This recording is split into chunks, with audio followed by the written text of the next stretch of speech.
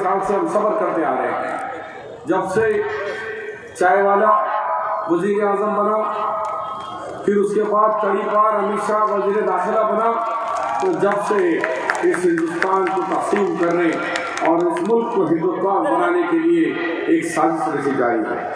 जो पहली साजिश 1927 में वीर सावरकर ने उन्होंने किताब लिखकर कहा था कि नाज़ीज़्म जर्मनी से जिस तरीके से यहूदियों को हटाया गया था, इसी तरह हिंदुस्तान के अंदर अक़लियतों को और का हक़ भी नहीं देना चाहिए और अक़लियतों को तबाह यहाँ से 2 नंबर का शहरी करना चाहिए। ये उनके नज़रियात थे। उन्हीं नज़रियात को आज RSS और BJP ने मिलकर एक करा है। लेकिन कभी हमें अफसोस होता है, 100 खुदाओं को मानने वाले एक प्लेटफॉर्म पे RSS के प्लेटफॉर्म पे आ रहे हैं और एक खुदा को, एक आखिरी रसूल मोहम्मद मुस्तफ़ा सल्लल्लाहु अलैहि वसल्लम को मानने वाले, एक कुरान को मानने वाले मसलकों के बुनियाद पे हम अलग अलग होकर बढ़ गए, जिसकी वजह से आज हमको एक दिन देखना मिल रहा है। दिल की गहराई से कह रहा हूँ, एक खुदा को मानने वाले 100 में बढ़ गए और 100 खुदाओं को मानने वाले एक हो गए। तो यह हाल है।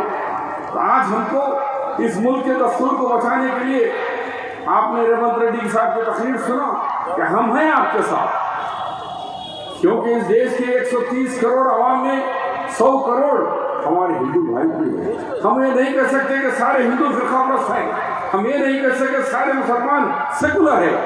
हर जगह खराबी होती है।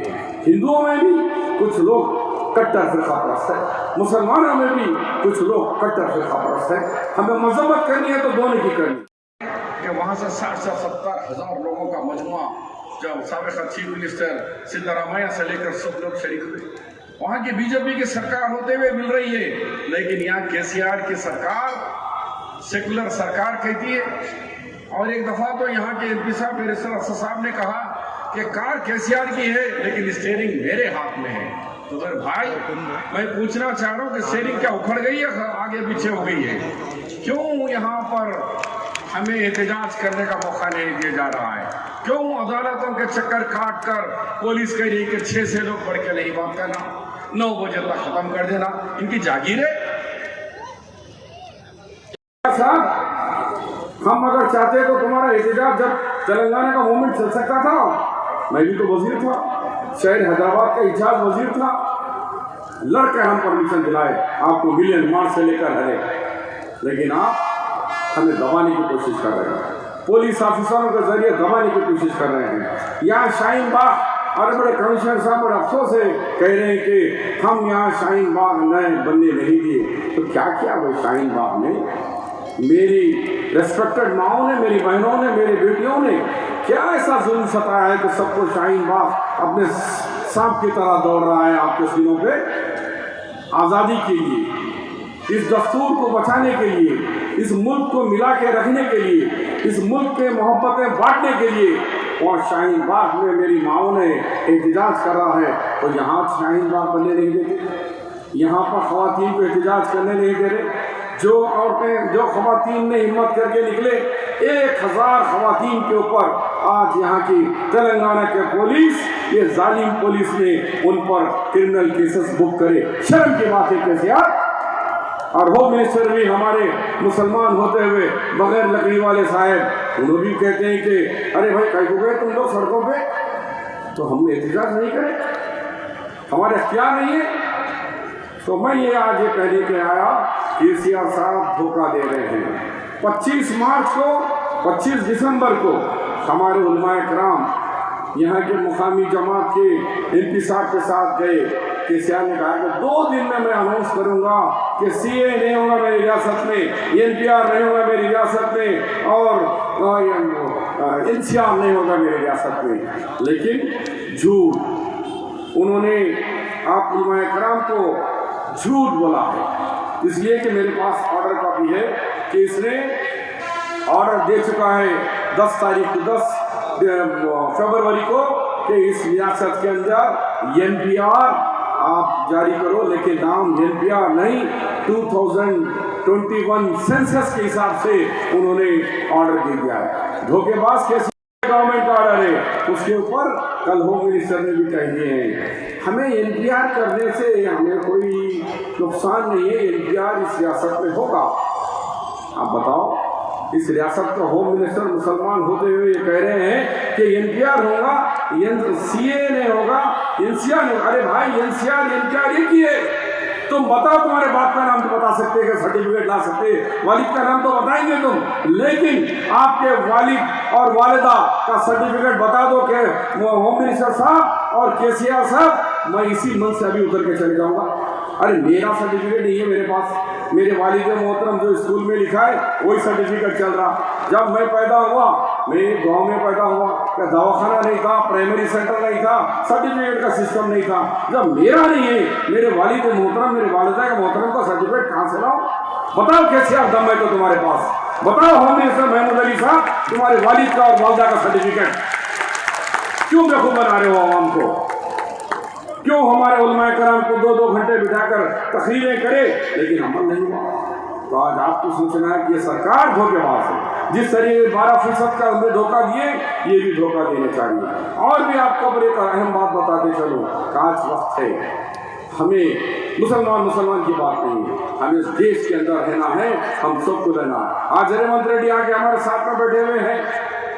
आज सोनिया गांधी साहब 20 अपोजिशन पार्टियों को लेकर राष्ट्रपति के पास जाके कहते हैं कि मेरी रियासतों के अंदर एनसीआर और सीएए एनपीआर नहीं करने दूंगी।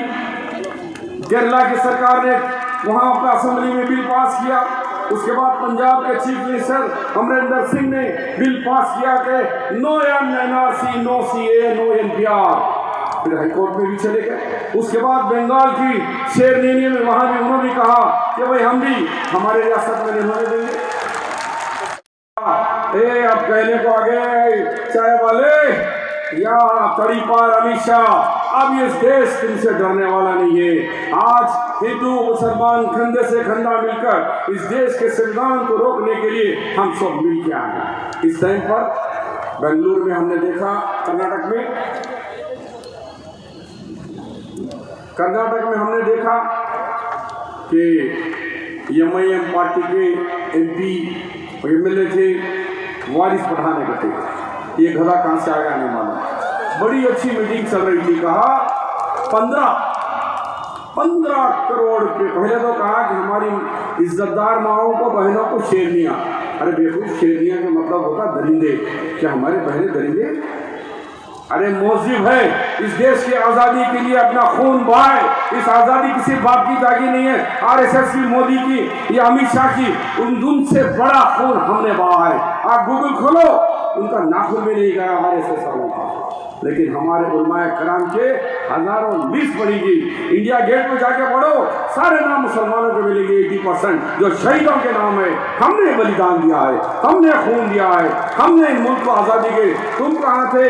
तुम तो अंग्रेजों से माफी मांगकर पैर पड़ रहे थे अंग्रेजों के, आरएसएस वाले। लेकिन आज हमको कह रहे हैं कि आप बताओ सर्टिफिकेट कहाँ है? तो इसके लिए हम भी जिम्मेदार हैं। मैं पूछना चाह रहा हूँ कि वारिस जी, क्या आपको हमारे माए बहने आपको शेरनी की तरह लड़ने के लिए बैठे? बोलो, 2-2.5 महीने से बैठे हुए हैं, छोटा सा इंसिडेंट भी नहीं हुआ। बताओ कि -डिग्री के अंदर मासूम बच्चों को लेकर, एक खातून का 12 दिन के बच्चे को लेकर तक भी वहाँ बैठी हुई है। बच्चा मर भी गया, फिर भी 4 दिन के बाद औरत आकर बैठी हुई है। तो उसके जज्बे को सलाम करिए, सलूट करिए। सलाम शाइन रखिए मेरी माओं को, बहनों को, मेरी बेटियों को। उसके बजाय शेरनी कह रहे, उसके बाद कह रहे 15 करोड़ आ जाएंगे। एक लीडर बोला कि 15 मिनट हटा दो। 15 मिनट कहाँ से आ गया नहीं मालूम। 15 मिनट हटा दो, हम देख लेंगे, कहाँ देखेंगे मालूम। एक जने बोले 15 बाटो खून दे दे, तो वो कैसे खून देते पता नहीं। अब ये आया कि 15 करोड़ तेरी जागीर है। 15 करोड़ पे ठेका लिया तुम, ठेकेदार है तुम। 15 करोड़, अरे हमको हिंदू भाइयों के साथ मिलकर लड़ना है। हम कुछ जंग करने के लिए नहीं जा रहे, हमारे दस्तूर को बचाना है। तो हमें पार्लियामेंट के अंदर 542 सीटों के 44 में हमारी मेजॉरिटी 250 के ऊपर होनी है, 274 होना है हमको। तो वहाँ करिए या फिर एक के ऊपर हम इंतजार करेंगे। अब आपको फैसला करना होगा कि हमको हमारी इस मुल्क के सालिमियत को रेवंत और शब्बीर मिले तो ताकत बनी। सोनिया गांधी और तमाम 20 अपोजिशन बने तो अपोजिशन बनी है, एक आदमी से नहीं हो सकता भाई। बिल फाड़े, मैं भी फाड़ा, रेवंत रेड्डी भी फाड़े।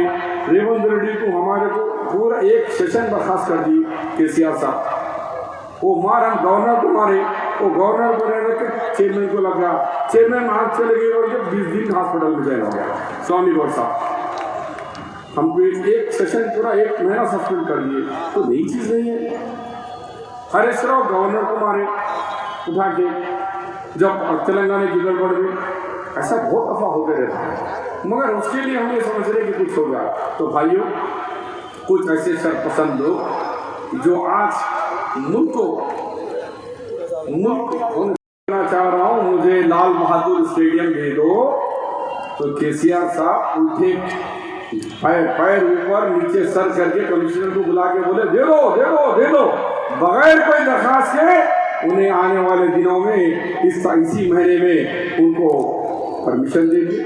और हम लोग बार बार पूछ रहे हैं, 50 आदमी से बढ़ के नहीं आना, 200 से बढ़ के नहीं आना, केसीआर की बाप की जागीर है या कमिश्नर की बाप की जागीर है, हम इस हिंदुस्तान के शहरी नहीं है, हम तेलंगाना के शहरी नहीं है, इनके गुलाम।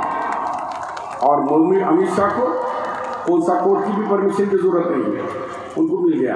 तो आप देख लो कि आप जो रुख देख लो कि केसीआर को कितना खौफ है अमित शाह और मोदी से, या बगैर कोई कंडीशन के लाल बहादुर स्टेडियम उनको दे दिया गया। और हम जो पूछेंगे तो बोलेंगे असेंबली के बाजू में हम नहीं देते, तो इनको कैसा दे रहे थे? हमको बोलेगा असेंबली है, वहाँ नहीं मिलता। फिर अमित शाह को किस बेस पे दे, इसका जवाब मांगना है। हम 27 तारीख के दिन ऑल पार्टी मीटिंग के अंदर भी ये पूछने वाले हैं कि केसीआर साहब, कमिश्नर साहब, हमें बताओ कि किस बेसिस पे लाल बहादुर स्टेडियम, यही एनआरसी के फेवर में कर रहे हैं, हम मुखालिफ में कर रहे हैं तो हमें परमिशन नहीं है, लेकिन वो लोग फेवर में करने चाहे तो उन्हें परमिशन दिया जा रहा है। तो ये दो रुखी पॉलिसी, और यहाँ के मुकामी कायदीन से कह रहे हैं कि भाई आप दूसरे रास्तों में जाके तो शाहीन बाग बनाओ, सड़कों पे आओ, बड़े भी यहाँ के भी रखो भाई, यहाँ क्यों नहीं, यहाँ क्यों सड़कों पे आने से रोका जा रहा है? क्यों शाहीन बाग के लिए मेरी बहनों को, मेरी माओं को, मेरी बेटियों को इजाजत नहीं दी जा रही है? क्या हो गया आपके स्टीयरिंग को? स्टीयरिंग कुछ टूट फूट गई क्या भाई? कल नमरूद की नमरूद नहीं रही, ना फिरौन की फिरौनियत नहीं। ऊंचाई पे जाने के बाद नीचे गिरना है, हर उरूज के बाद जवाल आना है, और इंशाअल्लाह बहुत जल्द ऐसे लोग जो डबल गेम खेलने वाले हैं, कौम को बेचने वाले हैं, उनका जवाल बहुत जल्द आएगा और आपके नजरों के सामने आएगा इंशाअल्लाह। कहते हुए मैं फिर एक दफ़ा यही कि हमारा प्रोटेस्ट जारी रहेगा और आप कुछ हिम्मत के साथ रहिए। अरे भाई कब तक करिए? आज़ादी की लड़ाई के लिए भी कई सालों लड़ना पड़ा, हर चीज़ को पाने के लिए कुछ मुसीबतें उठाना पड़ता है।